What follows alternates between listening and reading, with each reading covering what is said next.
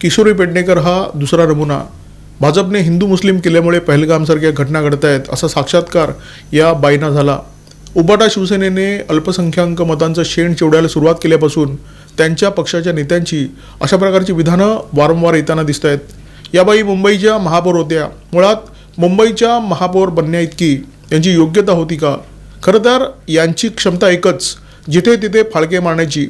आणि याच क्षमतेच्या आधारावर यांना महापौर करण्यात आलं होतं की जेणेकरून त्यांनी त्या पदावर बसून यथेच्छ लुटपाट करावी आणि त्याचा एक मोठा हिस्सा वरपर्यंत पोचवावा.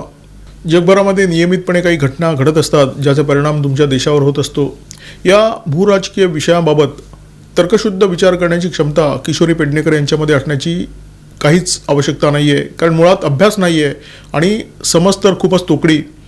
कोविडच्या काळामध्ये महाराष्ट्रामध्ये जो प्रचंड भ्रष्टाचार झाला, त्या भ्रष्टाचारामध्ये बाई नखशिखांत माखलेल्या आहेत. यांची रवानगी खरं तर तुरुंगात व्हायला पाहिजे, परंतु दुर्दैवाने ती होत नसल्यामुळे त्यांचा धीर चेपतो आणि मग देशहिताला चूड लावणारी अशा प्रकारची विधानं करण्याचं धाडस यांच्याकडून सतत होत असतं.